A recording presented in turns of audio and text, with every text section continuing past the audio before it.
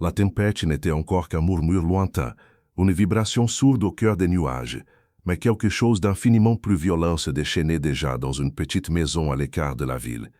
Le vent n'avait pas encore arraché les tuiles, mais la peur avait arraché le souffle d'une enfant. Emily Carter, 7 ans, les genoux serrés contre sa poitrine, tenait un téléphone fissuré comme si c'était la dernière bouée de sauvetage avant la noyade. Ses mains tremblaient, ses larmes coulaient sans retenue, et sa respiration heurtée semblait lutter contre des forces invisibles. Derrière la porte entr'ouverte du salon, la lumière vacillait comme un cœur affolé, et sur le sol, sa mère gisait, immobile, brisée. Le craquement qui avait résonné quelques minutes plus tôt hantait encore les murs. Emily avait vu le bras de sa mère se tordre à un angle impossible sous la violence de Lucas Dean, l'homme qui en public se vantait d'être l'amour de sa vie, mais qui dans l'ombre devenait un bourreau enragé. La petite n'avait pas crié. Elle avait appris que crier ne servait à rien. Alors elle avait écrit, un message court affreusement lucide pour une enfant de son âge.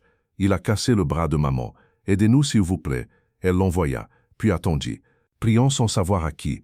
Dans la cuisine, Lucas titubait, frappant les tiroirs, insultant le silence, maudissant Sarah pour sa faiblesse imaginaire. Emily recula derrière le canapé, cherchant une ombre dans laquelle disparaître. La maison qu'elle connaissait par cœur lui semblait soudain étrangère, hostile, prête à s'effondrer sur elle. À plusieurs kilomètres de là, un autre monde existait, un garage saturé d'odeurs d'essence, de métal chaud et de pluie fraîche s'infiltrant sous la porte. Là, un homme imposant essuyait les poignées d'une moto noire, dont le moteur vibrait encore d'un récent trajet. Jack Morgan, un nom que les rues connaissaient, un visage taillé dans la pierre et la douleur. Son gilet en cuir des Savage Wings pendait sur un crochet, couvert de marques d'années d'errance et de lutte. Jack ne parlait presque jamais, et quand il parlait, chacun écoutait. Une aura pesait sur lui, mélange de danger, de mystère, et d'une tristesse qu'il n'avouait qu'à la nuit. Quand son téléphone vibra, il s'attendit à un message banal, peut-être un membre du club, peut-être une erreur. Mais quand il lut ces mots, il sentit la pièce basculer. Il a cassé le bras de maman. Aidez-nous s'il vous plaît. La phrase ne venait pas d'un adulte. Il le sentit immédiatement. Le monde autour de Jack s'éteignit. Le garage disparut. Les murs s'effacèrent. Et à la place revint la voix de sa mère. Des pleurs étouffés, des supplications, son père hurlant, des objets cassés, des silences encore pires que les coups. Jack ferma les yeux. Une seconde, juste une. Puis il répondit, sans réfléchir, sans hésiter, sans laisser la peur parler. J'arrive. 3 mots, un serment, un fantôme qu'il refusait de laisser vivre dans le cœur d'un enfant. Il attrapa son gilet, son casque, ses sclés. La pluie frappait maintenant le sol en lourdes rafales, mais Jack ne semblait pas la sentir. Il enfourcha sa moto et fit rougir le moteur qui fendit la nuit comme une déchirure. L'adresse envoyée par la petite était erronée, des chiffres inversés, des lettres déplacées, des traces de panique dans chaque caractère. Mais Jack connaissait cette ville mieux que personne. Il connaissait les rues où l'espoir s'éteignait. Il connaissait les maisons où le silence hurlait plus fort que les voix.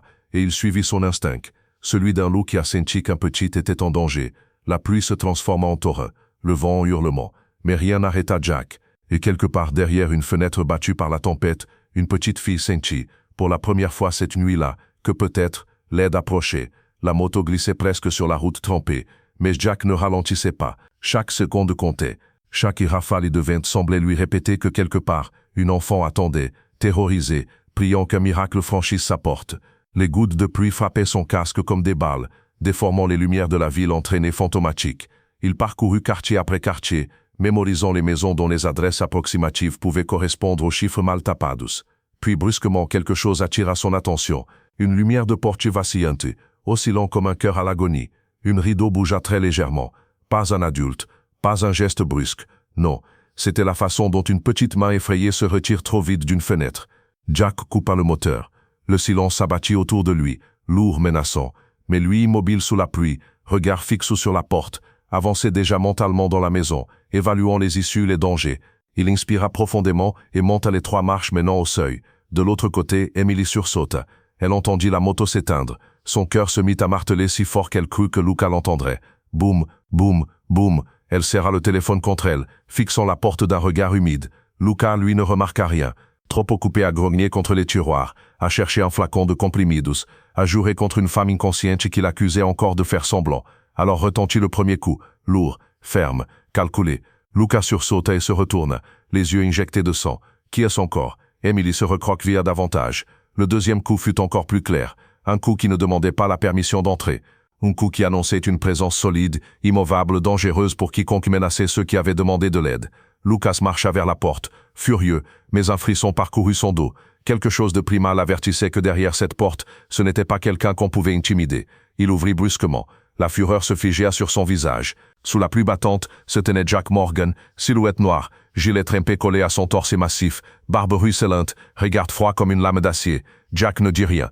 Il observait Lucas comme on observe un obstacle, un problème, un danger potentiel, pas un homme. Lucas sentit sa gorge se serrer. « C'est quoi votre problème ?» demanda-t-il, la voix soudain hésitante. Jack avança d'un pas. Lucas recula instinctivement. Son regard balayait déjà la pièce. Il vit le désordre. Les éclats au sol, la silhouette d'une femme inconsciente, et surtout l'œil tremblant d'une petite fille dépassant de derrière un canapé. Le cœur de Jack se serra. Il se revit enfant, accroupi derrière un lit, écoutant son père hurler, pleurant sans bruit pour éviter d'aggraver les coups. Une chaleur brutale monte en lui. Pas de la colère, pas encore, mais la promesse silencieuse qu'il ne laisserait jamais un enfant revivre ce qu'il avait vécu. « Tu es Lucas Dean ?» demanda Jack. Lucas déglutit. « Ouais, et vous êtes qui vous ? Vous n'avez pas le droit d'être ici. » Jack avança encore d'un pas. Son ombre recouvrait presque le seuil. « Je suis celui qui répond au message qu'on envoie quand on a peur de mourir, » dit-il calmement. Le visage de Lucas se décomposa. Emily sentit une vague de chaleur monter dans sa poitrine. Cet homme, cet inconnu, était en train de prendre toute la place entre elle et le danger. Jack entra, sans être invité, sans demander, comme si la maison lui appartenait désormais. Lucas tenta de se replacer devant lui. « Hé, vous pouvez pas juste !» Jack le fixa, le genre de regard qui fait taire les orages. Lucas s'écarta, presque malgré lui. Jack s'accroupit devant Emily. La petite fille mit quelques secondes avant d'oser s'approcher. Puis elle se jeta dans ses bras, sanglotant. Jack la serra contre lui, doucement, incroyablement doucement pour un homme de sa taille. Il lui murmura « C'est fini, je suis là maintenant ». Emily hocha la tête entre deux larmes. Elle pointa du doigt sa mère effondrée. Jack la suivit du regard, puis se leva, le visage soudain fermé. Il se pencha sur Sarah, vérifia le pouls, la respiration, l'angle du bras fracturé. Son calme était terrifiant. « Qu'est-ce que vous faites ?» protesta Lucas, pris entre peur et colère. Jack se redressa lentement, comme une montagne qui sort de terre. « Je m'occupe des dégâts que toi, tu as causés. » Un silence lourd suivit. Lucas ouvrit la bouche, mais aucun son n'en sortit. Jack sortit son téléphone et appela les secours. Jack parlait d'une voix calme, contrôlée, presque froide, comme quelqu'un habitué à gérer les urgences avec une précision chirurgicale. Oui, une femme inconsciente, bras fracturé, possible choc traumatique, enfant présente, adresse. Il donna les indications, ses yeux fixés sur Sarah, ses gestes méticuleux, délicats. On aurait cru voir un soldat habitué à porter des vies entre ses mains. Lucas, tremblant, essaya de reprendre un semblant de contrôle. « Vous exagérez. Elle n'est pas. » Jack leva la main, comme un feu rouge soudain dans une nuit noire. Lucas interrompit immédiatement. « Ne termine pas cette phrase, » dit Jack sans élever la voix. Le ton n'était pas agressif, c'était pire. C'était un avis d'enterro. Emily serra la veste cuir de Jack, comme si elle avait peur que l'homme disparaisse d'un instant à l'autre. Jack posa une main rassurante sur sa tête. Puis, sans prévenir, Lucas fit un pas en avant, cherchant peut-être à sauver son ego, à prouver qu'il n'était pas ce lâche qu'il sentait devenir sous les yeux de cet inconnu. Il attrapa Jack par le bras. Mauvais choix. Très mauvais. En un réflexe parfaitement fluide, Jack pivota, attrapa le poignet de Lucas, le tordit juste assez pour le plier en deux, et l'immobilisa contre le mur. Pas de violence excessive, pas de coup, juste une démonstration de maîtrise absolue. « Ne me touche jamais », murmura Jack près de son oreille. « Jamais ». Lucas s'arrêta, incapable de répondre. Emily, les yeux écarquillés, regarda la scène sans un bruit. Non par peur, mais parce que pour la première fois, elle voyait un adulte arrêter Lucas. Jack relâcha la pression, et Lucas s'effondra contre le mur, le souffle court. Puis Jack se détourna complètement de lui, comme s'il n'était plus une menace, comme s'il n'était plus rien. Il retourna auprès de Sarah, et la couvrit d'une couverture trouvée sur le canapé. La pluie cognait contre les vitres. La pièce se flouta un instant pour Jack. Il revoyait son père, grand, massif, odeur d'alcool permanente. Une voix qui devenait un tonnerre dès que quelque chose, n'importe quoi, le contrariait. Il revoyait sa mère tomber. Le même son, le même craquement que celui qu'il avait entendu en entrant ici. Et lui, Jack, 8 ans, caché derrière le canapé, incapable de bouger, les mains serrées contre ses oreilles. Son père hurlait, sa mère pleurait. Jack tremblait. Puis venait le silence. Ce silence qui mangeait l'air, qui disait que tout était fini, mais aussi que rien n'était jamais fini. Un jour tu deviendras comme moi, c'est ce que son père lui répétait. Jack se souvenait très bien du goût amer de ces mots. Il avait juré de n'être jamais ce monstre. Et en voyant Emily petite, recroquevillée comme il l'avait été, quelque chose d'ancien et de puissant s'était réveillé en lui. Un instinct, un devoir, une promesse. La sirène des secours se rapprochait maintenant, déchirant le silence lourd de la maison. Emily serra la main de Jack encore plus fort. Il lui murmura « Tu n'es plus seul, Plus jamais. Lucas tenta encore un dernier sursaut de contrôle. Vous n'avez pas le droit de rester ici. C'est ma famille. Jack se tourna vers lui. Son regard n'était plus froid. Il était glacial. Non, dit-il. Une famille ne fait pas ça. Lucas ouvrit la bouche pour répondre, mais une lumière bleue et rouge éclaira brusquement la pièce à travers les rideaux. Les secours étaient arrivés, et derrière eux les policiers. Jack se redressa. Son rôle n'était pas terminé. Il venait tout juste de commencer. Les gyrophares baignaient la façade de la maison de reflets bleus et rouges. La nuit, déjà lourde de pluie, prit un air de scène figée, comme si le temps lui-même retenait son souffle. Les ambulanciers entrèrent en premier, guidés par le geste précis de Jack. « Elle est là », dit-il simplement, en désignant Sarah. Ils se penchèrent sur elle, vérifiant son pouls, sa respiration, immobilisant son bras fracturé, posant un collier cervical par précaution. Leur geste était rapide mais respectueux, méthodique. Emily, serrée contre Jack, frémissait à chaque son, à chaque mot médical qu'elle ne comprenait pas. Il posa une main sur son épaule. « Ils vont bien s'occuper d'elle », dit-il doucement. « Elle est entre de bonnes mains maintenant. » Les policiers arrivèrent à leur tour. 2 uniformes, visages fatigués mais attentifs. Ils balayèrent la scène du regard, puis s'approchèrent de Lucas, qui tenta aussitôt de se redresser, passant d'une posture apeurée à un jeu de victime autré. Je crois qu'on exagère un peu là. C'était un accident, bafouilla-t-il. Elle est tombée toute seule.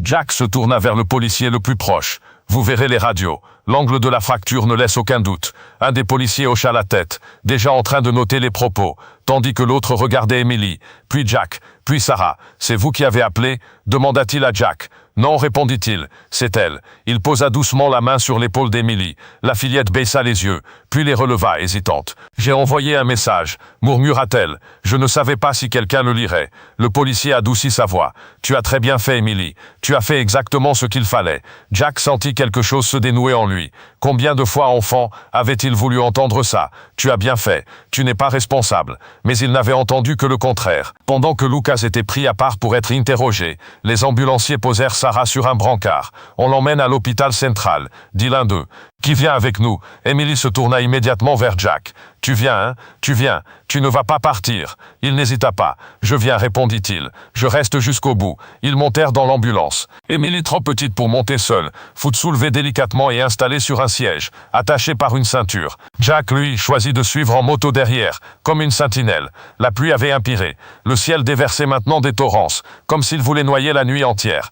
Jack enfourcha sa moto, remit son casque, jeta un dernier regard à la maison, à Lucas, menotté encadré par les policiers, et fit rougir le moteur. Il suivit l'ambulance à distance, mais jamais assez loin pour la perdre de vue.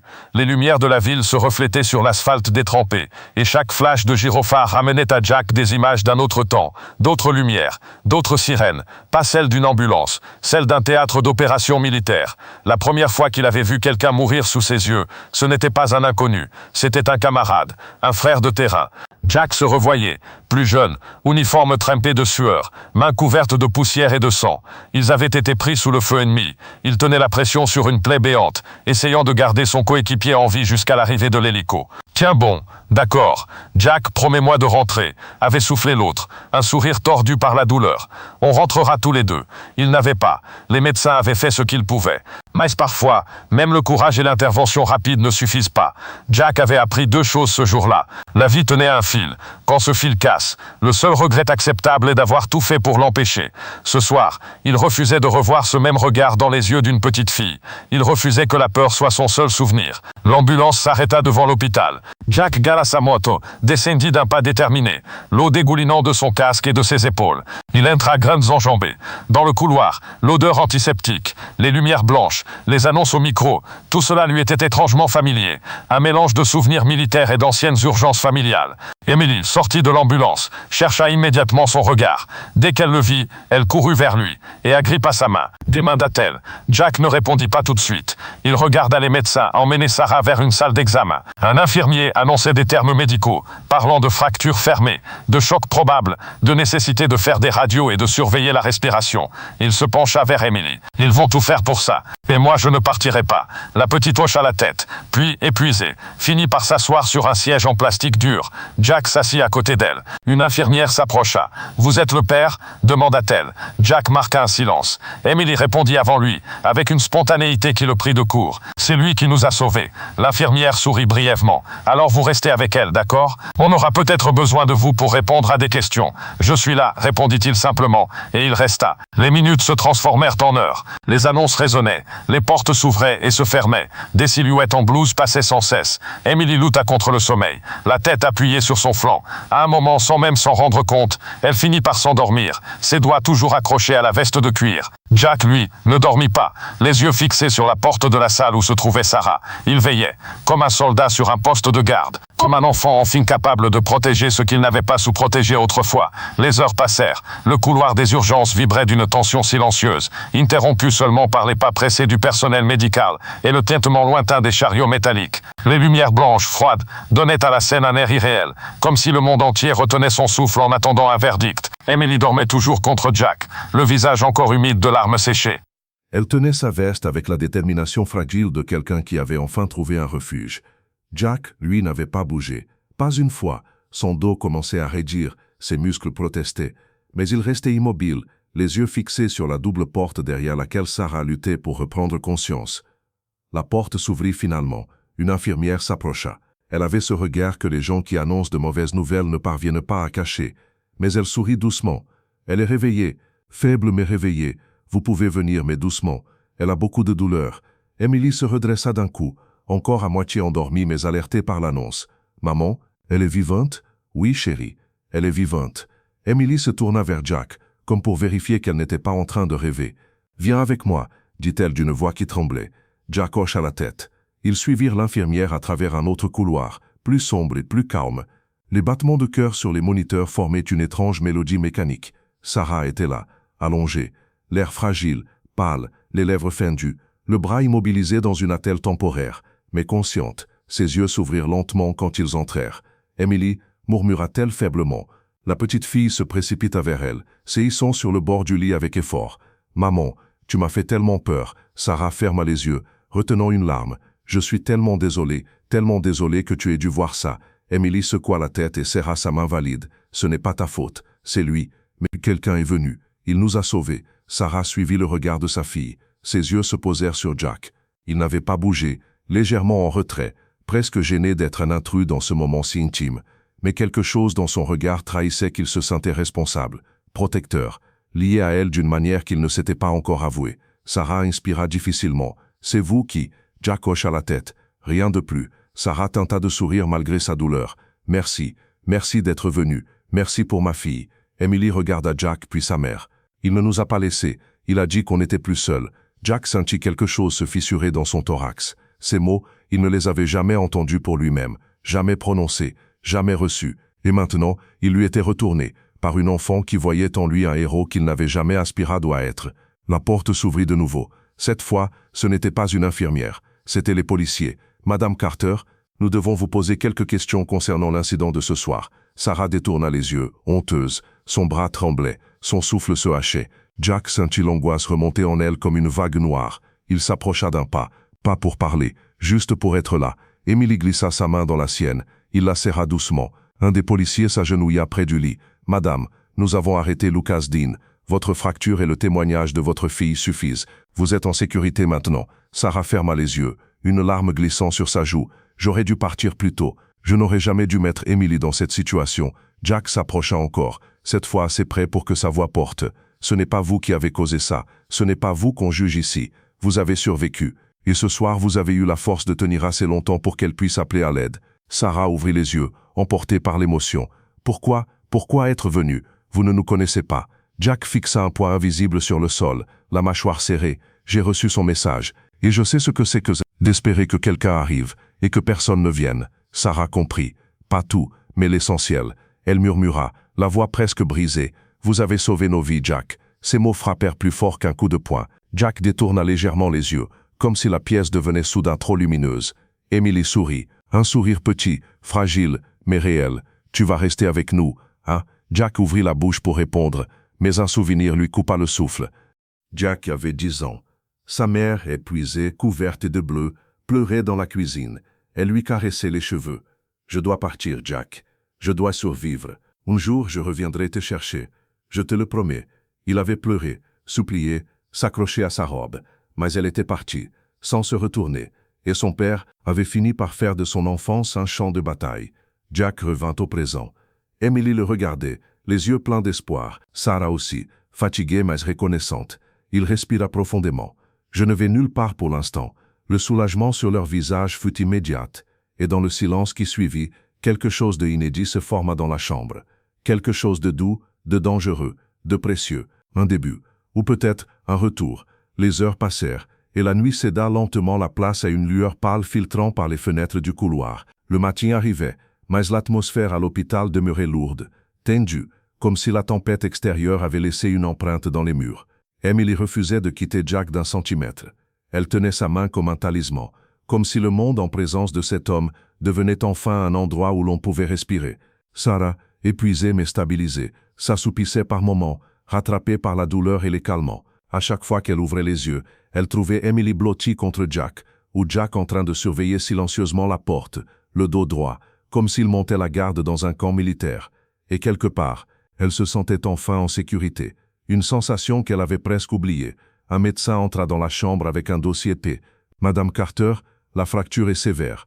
Nous allons devoir opérer votre bras aujourd'hui. Rien de dangereux, mais il faudra stabiliser l'os correctement.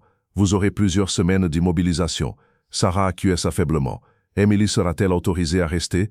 demanda-t-elle, inquiète. « Nous pourrons l'installer dans une salle d'attente proche, mais elle aura besoin d'un adulte. » Le médecin regarda alors Jack, Emily aussi, et Sarah. Il devint soudain évident pour tout le monde que la seule personne capable de rester, c'était lui. Jack sentit 3 regards s'abattre sur lui. Il toussa légèrement, mal à l'aise. « Je peux rester, dit-il finalement, le temps qu'il faudra. » Le soulagement qui traversa Emily fut si intense qu'elle fondit en larmes silencieuses contre lui. Sarah retint un sourire faible. « Merci, Jack. Je ne sais pas comment vous remercier. » Jack secoua la tête. « Vous n'avez pas à me remercier. » Mais il baissa les yeux. Mettre des mots sur ce qu'il ressentait, c'était comme ouvrir une cicatrice encore vive. Il avait 16 ans, un âge où tout le monde croit connaître la douleur, mais où rares sont ceux qui la comprennent. Jack vivait encore avec son père, un homme brisé qui se raccrochait à l'alcool comme on s'accroche à un radeau percé. La violence montait rapidement, comme une montée de fièvre. Cette nuit-là, son père s'en prit à une voisine, venue frapper pour demander de l'aide. Jack était intervenu, il s'était mis entre son père et la femme. Il avait pris les coups. Il avait résisté pour la première fois. Et cette nuit-là, en fuyant la maison avec la voisine en sanglots, il avait compris quelque chose qui ne le quitterait jamais. Le monde était rempli de monstres. Certains se cachaient derrière des visages aimés, mais quelqu'un devait se lever pour y faire face. Ce soir-là, Jack avait fait son choix, le choix d'être un bouclier, pas une chaîne. Sarah fut emmenée au bloc opératoire. Emily, avant même que les infirmières ne l'en éloignent, embrassa sa mère sur la joue, tremblante. « Reviens vite, maman. » Sarah força un sourire. « Je reviendrai, je te le promets. » Puis elle regarda Jack une dernière fois avant que la porte ne se referme. « Prenez soin d'elle. » Jack acquiesça lentement. Quand Sarah disparut derrière les portes battantes, Emily se tourna vers lui, les mains tremblant légèrement. Et si elle ne revient pas? Jack s'accroupit pour être à sa hauteur. Il posa ses mains sur les épaules fragiles de la fillette. « Emily, je vais te dire quelque chose que personne ne m'a dit quand j'étais enfant. Ta mère est forte, très forte, et tu n'es plus seule pour affronter tout ça. Je suis là. » Les yeux d'Emily se remplirent de larmes, mais pour la première fois ce n'était pas la peur, c'était la confiance. Elle se jeta dans ses bras, enfouissant son visage contre la veste de cuir. Et Jack ferma les yeux. Cela faisait des années qu'il n'avait pas tenu quelqu'un ainsi. Des années qu'il pensait que son cœur était trop abîmé pour ressentir autre chose que la solitude. Pourtant, à cet instant, quelque chose en lui reprenait vie. Alors qu'ils attendaient dans la salle d'attente, un policier entra brusquement. Il semblait préoccupé. « Monsieur Morgan. » Jack se leva immédiatement. « Oui, qu'y a-t-il » Le policier échangea un regard avec son collègue. « Nous venons d'être informés que Lucas Dean a tenté de s'enfuir après l'interrogatoire. » Emily écarquilla les yeux. Jack sentit son sang se glacer. « Comment ça » demanda-t-il la voix grave. Il a été récupéré, mais il était violent, incohérent, et répétait qu'il devait tout réparer. Emily serra la main de Jack si fort qu'il sentit ses doigts trembler. Le policier continua. « Nous prenons toutes les mesures nécessaires, mais nous avons l'obligation de vous prévenir. Ce type pourrait essayer de revenir. Pour elle, ou pour vous. » Jack hocha la tête. Son regard changea. Il devint celui d'un guerrier. « Qu'il essaye, murmura-t-il. » Emily ne lâchait plus sa main, et dans son cœur une flamme naissait, une flamme de protection, de rage maîtrisée, de reconstruction, une flamme qu'on n'avait plus vue dans les yeux de Jack depuis longtemps. La salle d'attente était silencieuse, trop silencieuse. On n'entendait que les bips réguliers des moniteurs derrière les portes fermées du bloc opératoire, et le léger cliquetis de la pluie battant contre les grandes fenêtres. Emily ne lâchait pas Jack. Elle était assise sur ses genoux, la tête contre son torse, écoutant ses battements de cœur comme pour y trouver un rythme stable dans un monde qui tremblait encore autour d'elle. Jack posait doucement la main sur son 12, traçant de longs cercles pour la calmer. Mais lui était loin d'être calme. Les mots du policier tournaient en boucle dans sa tête. Il a dit qu'il devait tout réparer. Il pourrait revenir. Jack connaissait ce type d'homme. Les faibles qui se croyaient forts, les lâches qui se prenaient pour des rois, les monstres ordinaires qui ne supportaient pas de perdre le contrôle sur leurs victimes. Il en avait vu à l'armée. Il en avait vu chez lui. Il en avait vu partout où la lumière n'atteignait plus les cœurs. Emily trembla légèrement, et Jack sentit tout son être se tendre, prêt à protéger. Jack avait 14 ans. Sa mère était déjà partie depuis 2 ans. Son père, lui, s'enfonçait dans un gouffre qu'aucune main ne pouvait plus rattraper. Une nuit, Jack s'était réfugié chez un oncle, espérant trouver un peu de répit. Mais son père était venu. Il avait frappé à la porte, puis avait hurlé, puis avait pleuré, puis avait supplié. Jack, naïf, avait ouvert. Son père l'avait regardé avec des yeux d'homme brisé. Et pendant une seconde, Jack avait cru voir un reste d'humanité. Mais l'instant d'après, il s'était jeté sur lui, le plaquant au sol, l'accusant de trahison, de lâcheté, de déshonneur. Il l'avait frappé, encore et encore. Jack serrait les dents, refusant de crier, refusant de donner de la satisfaction à cet homme qui avait détruit toute lumière dans leur maison. Puis, alors que son père levait un poing pour le dernier coup, quelqu'un avait tiré Jack en arrière. Son oncle, la police. Son père avait été maîtrisé, menotté, et mené en hurlant. C'est ce soir-là que Jack avait compris quelque chose de fondamental. On ne sauve pas un monstre, on sauve ceux qu'il menace. Cette idée ne l'avait plus jamais quitté.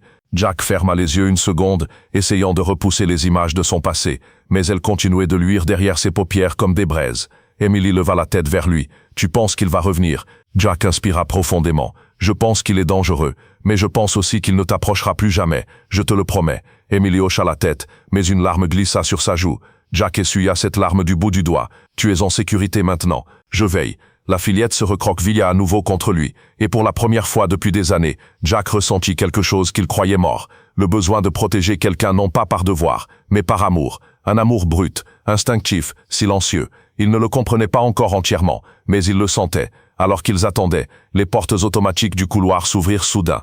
Un courant d'air froid entra, et Jack sentit quelque chose. Pas un bruit, pas une présence visible, un instinct. Il tourna légèrement la tête. Son regard se posa sur un homme au loin, au bout du couloir. Un homme qui venait d'entrer, imperméable sombre, hoodie noir, visage dissimulé. Il marchait lentement, trop lentement, comme quelqu'un qui ne cherchait pas un patient, comme quelqu'un qui cherchait quelqu'un d'autre. Jack se redressa, son corps entier devint tension. Emily sentit le changement. « Qu'est-ce qu'il y a ?» demanda-t-elle à voix basse.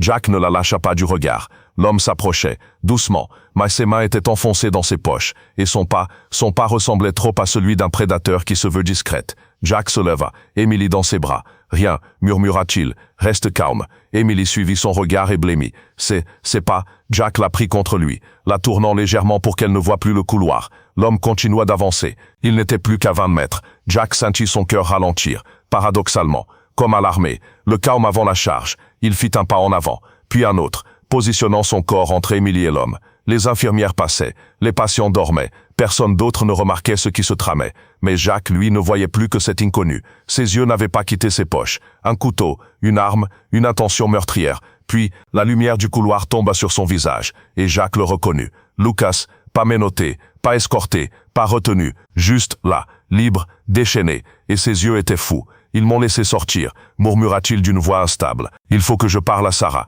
Elle doit m'écouter. Je dois réparer ce que vous avez détruit. » Emily commença à trembler de tous ses membres. Jack serra sa main. Puis, calmement, posément, il fit ce que son instinct lui dictait. « Reste derrière moi. » Emily s'exécuta immédiatement. Lucas avança encore, un sourire déformé sur le visage. « Tu crois que tu peux la remplacer ? Hein ? Que tu peux prendre ma place ? Elles sont à moi. » Jack ne répondit pas. Il n'avait pas besoin de répondre. Il fit un pas en avant, un pas qui changea l'atmosphère du couloir, un pas qui fit reculer Lucas. Les deux hommes se faisaient face maintenant, le prédateur et le loup. Des infirmières commençaient enfin à remarquer la tension. Des policiers venaient d'être appelés. Mais Jack savait, il avait 30 secondes. Peut-être moins. Lucas bouillonnait, instable, imprévisible. Jack ne pouvait pas le laisser s'approcher de Sarah, ni d'Emily. Il respira profondément, et son passé entier se resserra dans un seul instant. Il murmura pour Emily. « Ça va aller, je suis là. » Puis il fixa Lucas. Un pas de plus, dit Jack d'une voix calme, et tu ne feras plus jamais de mal à personne. Le couloir devint silencieux comme une tombe, et Lucas fit le pas. Lucas avance. Ce minuscule mouvement, ce simple pas, fit éclater un silence qui pèsa soudain comme du plomb. Emily se recroquevilla derrière Jack, les mains crispées sur sa veste, des infirmières figées, les yeux agrandis, hésitaient entre hurler et courir chercher de l'aide. Jack, lui, ne bougea pas. Pas encore, il attendait. Il savait que pour neutraliser un homme dangereux, il fallait le laisser dévoiler son intention première. Lucas s'approcha, les dents serrées, les yeux injectés de folie. Elle est à moi, vous ne comprenez pas. Je dois la récupérer, je dois. Jack leva simplement la main. Un geste lent, un geste calculado, un geste qui dit stop. Ne fais pas ça, Lucas. La voix de Jack était profonde, calme, parfaitement contrôlée, ce qui était d'autant plus terrifiant. Lucas ricana, un rire sec, nerveux, déraillé. Regarde-toi, tu crois que tu peux me faire peur, hein? Tu crois que tu peux entrer dans ma vie et prendre ce qui est à moi? Jack ne répondit pas. Il observa ses mouvements, la tension dans ses épaules, l'angle de ses bras. Il cherchait un objet dans sa poche droite, une forme métallique, longue, tranchante. Jack le comprit instantanément. Un couteau. Emily derrière lui tira son bras. Jack, il va te faire du mal. Jack secoua la tête, très légèrement. Non, Emily, il ne fera plus jamais de mal à personne. Cette phrase, il ne l'avait pas prononcée pour Lucas. Il l'avait prononcée pour l'enfant qu'il avait autrefois été. Lucas sortit finalement la lame de sa poche, tremblante, scintillant sous les néons du couloir. Voilà ce que tu voulais. Tu veux jouer les héros? Allons-y. Ils font ça. Mais Jack était déjà en mouvement. On disait de Jack alarmé qu'il bougeait comme l'eau. On ne le voyait jamais anticiper. On voyait juste le résultat. Il attrapa le bras de Lucas avant même que la lame ne se rapproche. Le pivota, bloqua son poignet, força l'articulation à se fléchir sous un angle qui obligea Lucas à lâcher le couteau. La lame tomba au sol, résonnant comme un verdict. Lucas hurla. Salopard, lâche-moi. Jack resserra la prise. Son expression resta parfaitement neutre. C'est fini. Non, Lucas s'y débattit. Il tenta de frapper, de mordre, de pousser. Mais Jack le maîtrisait avec une précision militaire, le repoussant contre le mur, l'immobilisant d'un bras, tout en gardant son autre main libre pour protéger Emily derrière lui. Lucas, piégé, haletant, ruiné, hurla ces derniers mots de pseudo-domination. « Elle m'appartient, elles m'appartiennent toutes les deux. Tu n'as pas le droit. » Jack se pencha légèrement vers lui. Ses mots furent plus tranchants que la lame tombée au sol. Personne n'appartient à un monstre. Lucas essaya encore de se dégager. Jack serra un peu plus, pas pour le blesser, mais pour le contenir. Tu as fini, Lucas. Tu ne touches plus jamais à Emily. Tu ne touches plus jamais à Sarah. Plus jamais. Les yeux de Lucas se remplirent d'une rage impuissante. Une rage qui se brisa d'un coup quand la police surgit au bout du couloir, alertée par les infirmières. Police, ne bougez plus. 2 agents coururent vers eux. Jack relâcha Lucas au moment exact où les policiers le saisirent, l'immobilisèrent, le plaquèrent contre le mur et lui passèrent les menottes. Lucas continuait de hurler. « Elle est à moi, vous m'entendez ?» Ah mais, le policier le fit taire d'un geste ferme et le traîna dans l'autre direction. Emily, tremblante, sortit enfin de derrière Jack. Il est parti, et il ne reviendra plus jamais. Tu es sûr? Jack posa ses 2 mains autour de son visage, d'une délicatesse infinie. Je te le jure, c'était plus qu'une promesse, c'était un pacte, un serment gravé dans sa chair. Emily se jeta contre lui, pleurant de soulagement. Jack la serra dans ses bras, et pour la première fois depuis longtemps, il sentit quelque chose fondre en lui. Comme si une partie de son armure, forgée par des années de solitude, venait de se fissurer sous le poids d'un geste simple. Une petite fille cherchant refuge, et le trouvant en lui. Quand la police partit avec Lucas, le couloir sembla respirer à nouveau. Les infirmières remercièrent Jack. Les patients chuchotèrent son nom, mais Jack ne voyait rien de tout cela. Il ne voyait qu'Emily, une enfant qui avait survécu, une enfant qui avait eu la bravoure d'envoyer un message, une enfant qui, malgré la douleur, gardait encore la capacité de faire confiance. Jack posa une main sur sa tête. « Tu n'as plus à avoir peur, pas tant que je serai là. » Emily le regarda avec des yeux brillants. « Mais, tu vas rester, hein? Tu vas rester pour de vrai. » Jack inspira profondément. Pendant un battement de cœur, il revit tout ce qu'il avait fui. Sa maison, son père, son enfance, son passé militaire, ses pertes, ses fantômes. Et dans ce chaos intérieur, il trouva une seule chose immobile, claire, évidente. Cet enfant avait besoin de lui. Il lui avait besoin d'être quelqu'un pour qui la protection avait un sens. Il caressa doucement ses cheveux. « Oui, Emily, je reste. » Ces mots n'étaient pas juste une belle phrase. Ils étaient un renouveau. À partir de ce moment-là, l'histoire de Jack Morgan ne serait plus celle d'un homme qui fuit son passé, mais celle d'un homme qui protège son avenir. Et cet avenir commençait avec Emily. Et bientôt, avec Sarah. Mais pour que cette nouvelle vie prenne forme, il restait une dernière épreuve. Une épreuve qui les attendait à l'intérieur du bloc opératoire, auprès de Sarah. Les heures qui suivirent semblèrent étirées comme une vieille corde prête à rompre. Emily et Jack attendaient encore et encore dans cette même salle où la lumière blanche effaçait les nuances du temps. Une infirmière passa, puis une autre. Des chariots furent poussés, des portes s'ouvrirent et se refermèrent. Le monde continuait de tourner. Mais pour Emily, tout était suspendu à une seule question. Est-ce que maman va revenir? Jack pouvait sentir cette question dans chacun des regards qu'elle posait sur la porte du bloc opératoire. Il n'avait pas la réponse, mais il avait une certitude. Quoi qu'il arrive, cet enfant ne revivrait jamais la solitude qu'il avait lui-même connue. Il resta donc là, présent, silencieux, inébranlable. Enfin la porte s'ouvrit. Le chirurgien apparut, mesque baissé, air fatigué mais apaisé. Emily se leva d'un bond, le cœur battant à lui sortir de la poitrine. « Docteur » lança-t-elle d'une voix tremblante. L'homme sourit doucement. « L'opération s'est bien passée. Le bras de ta maman était très abîmé, mais nous avons pu tout remettre en place. Elle aura besoin de temps, de repos, de rééducation, mais elle va s'en sortir. » Emily porte une main à sa bouche, les larmes lui montant aussitôt aux yeux. « Elle va vivre, oui, confirma le médecin. Elle va vivre. » La petite fille se retourna aussitôt vers Jack, comme si la nouvelle n'était réelle que s'il la validait aussi. Jack hocha la tête, un mince sourire apparaissant enfin au coin de ses lèvres. « Tu vois, elle est forte. Je te l'avais dit. » Emily éclata en sanglots, mais cette fois c'étaient des sanglots de soulagement. Elle se jeta dans ses bras, le corps secoué de pleurs heureux. Jack la serra contre lui, très fort, et à ce moment précis, il comprit une chose simple mais immense. Il n'était plus seulement celui qui était venu, il était celui qui restait.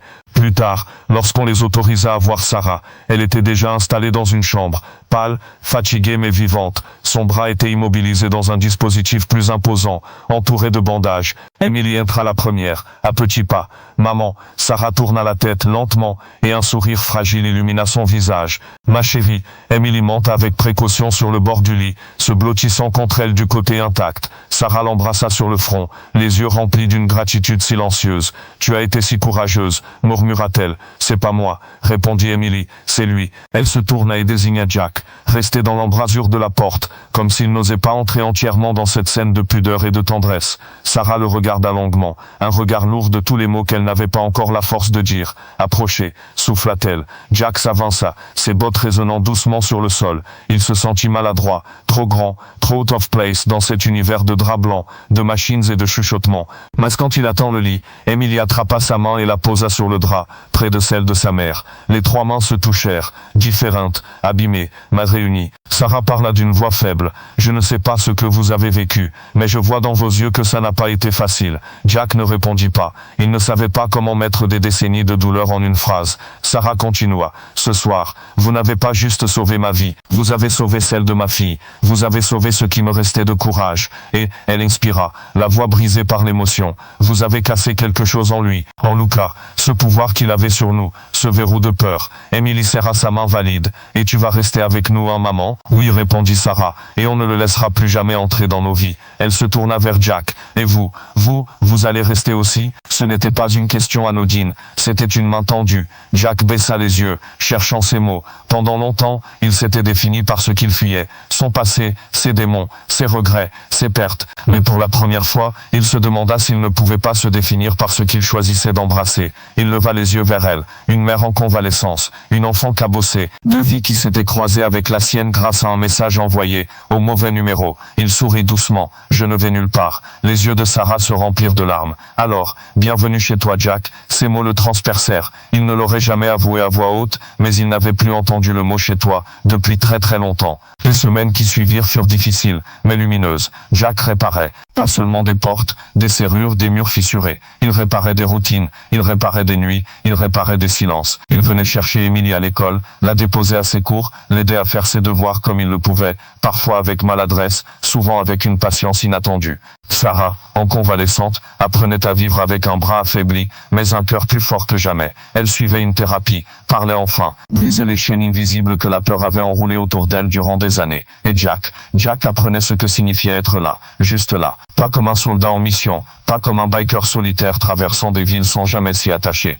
mais comme un père, comme un compagnon, comme une famille. Bonsoir. Alors qu'ils étaient tous les trois dans le salon, Emily coloriant sur le tapis, Sarah lisant, Jack réparant une étagère branlante. La petite leva soudain la tête. « Jack. »« Oui, » répondit-il sans se retourner. « Tu te souviens du message, celui que j'ai envoyé ?» Il posa son outil, se retourna, intrigué. « Oui, je m'en souviens très bien. » Emily le regarda avec un sérieux surprenant pour son âge. « Je crois que je ne me suis pas trompé de numéro en fait. » Jack sentit quelque chose se serrer dans sa poitrine. « Ah bon ?» Elle hocha la tête. « Je crois que c'était le bon depuis le début. » ému. C'est juste que je ne savais pas que c'était toi que j'appelais. Sarah leva les yeux de son livre, ému. Jack resta silencieux un instant. Il se souvenait parfaitement de ce moment. Le garage, la pluie, le message, la bouffée de rage et de souvenirs. Le petit garçon qu'il avait été appelé à l'aide à travers le temps, et il avait enfin répondu. Pas pour lui-même, mais pour elle. Il s'approcha, s'agenouilla près d'Emily, et déposa une main sur sa tête. Tu sais quoi, Emily? Quoi? Moi aussi. Je crois que ce message est arrivé exactement là où il devait arriver.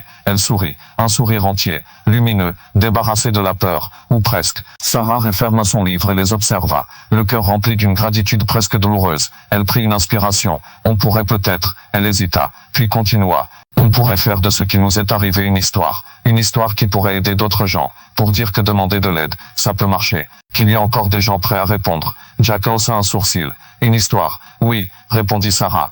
Et c'est là que vous entrez, vous, parce que si vous êtes encore là, à écouter cette histoire, c'est qu'une part de vous croit que la gentillesse, le courage et les secondes chances comptent encore dans ce monde. Emily, ce soir-là, a envoyé un message à un numéro qu'elle croyait aléatoire, mais en réalité elle a envoyé un SOS à quelqu'un qui avait passé sa vie à espérer qu'un jour, on lui demande enfin d'être le héros qu'il aurait voulu connaître. Jack a répondu. Sarah a survécu. Emily a guéri. Et ensemble, ils ont construit quelque chose que même les tempêtes ne peuvent plus briser. Une famille née d'un appel au secours.